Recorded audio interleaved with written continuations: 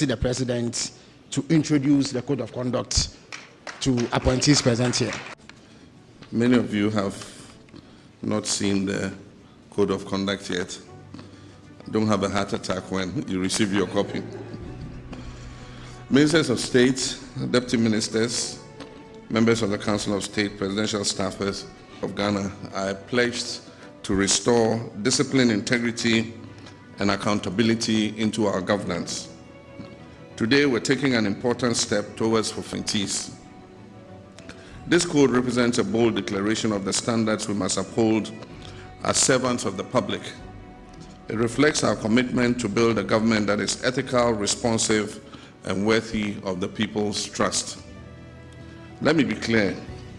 This document is not a ceremonial one.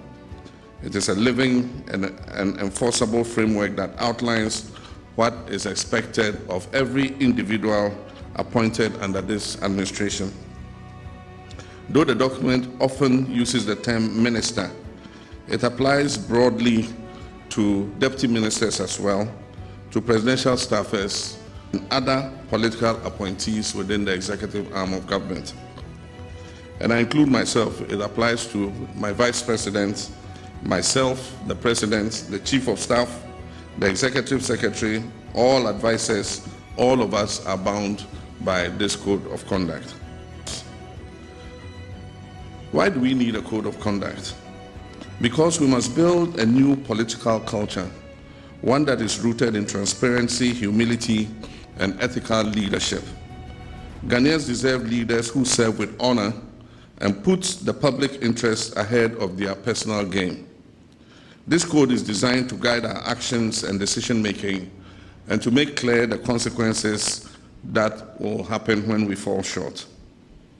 Now let me highlight a few key principles and provisions. Must place the national interest above their personal interest. Must avoid misuse of office or state resources.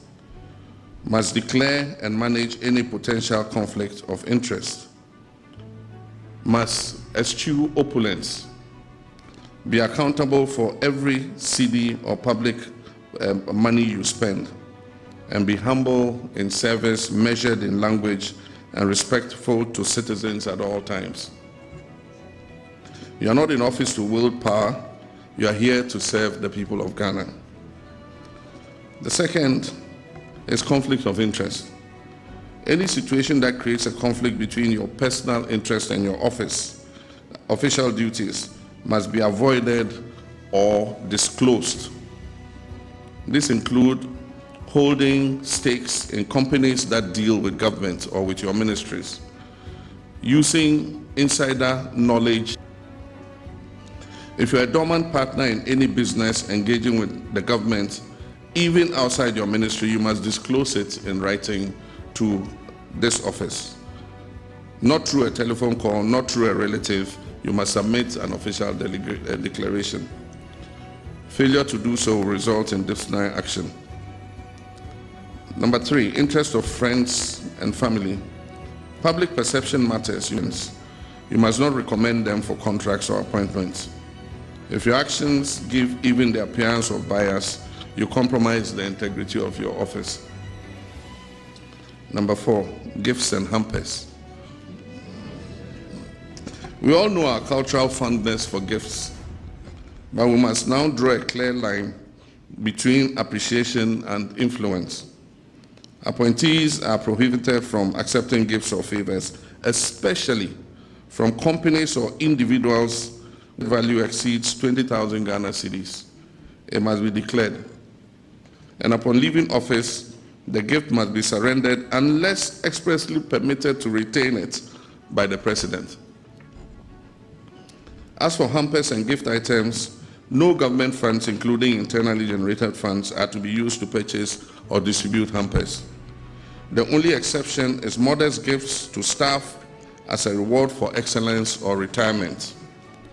For government entities that must distribute hampers or gifts as part of their corporate commercial policy, express permission for the budgeted expenditure must be received from the Office of the Chief of Staff, and the word is prior approval from the Chief of Staff's office.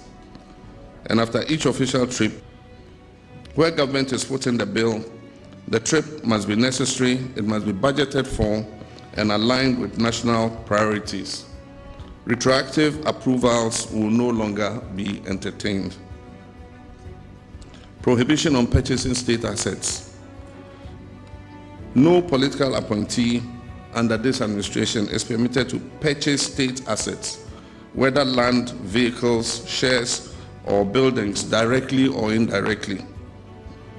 If you attempt to do so,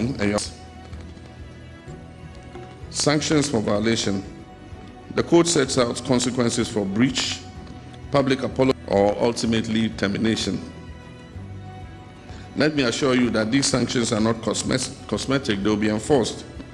And I will not hesitate to act firmly and decisively, no matter who is involved.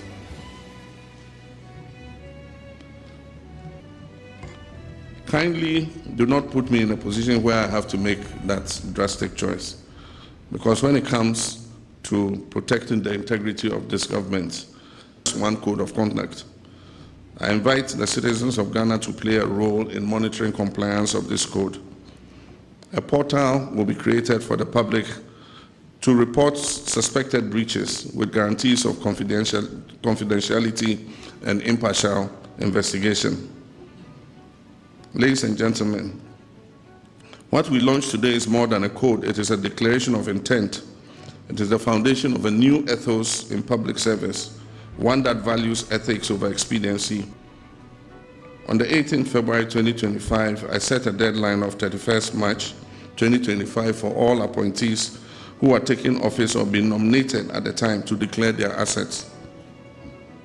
An update provided by the Auditor General to my office indicates that some of you failed to meet that deadline.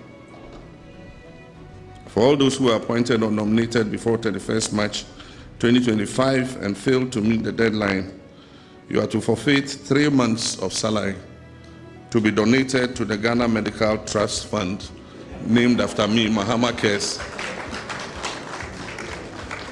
In addition to 1 month's salary that I've asked all appointees to donate to the Mahama Cares Trust Fund. So it means that those who omitted to declare your assets by the date, you are paying 4 months' salary to Mahama Cares.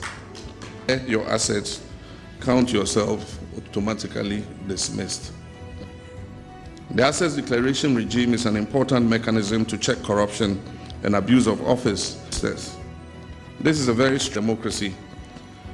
Strict compliance with this code will restore confidence in the political elite. Let us walk this path together with discipline, with humility, and with an unyielding commitment to the people of Ghana. At this juncture, it is my honor and privilege to declare the Code of Conduct for Political Appointees duly launched.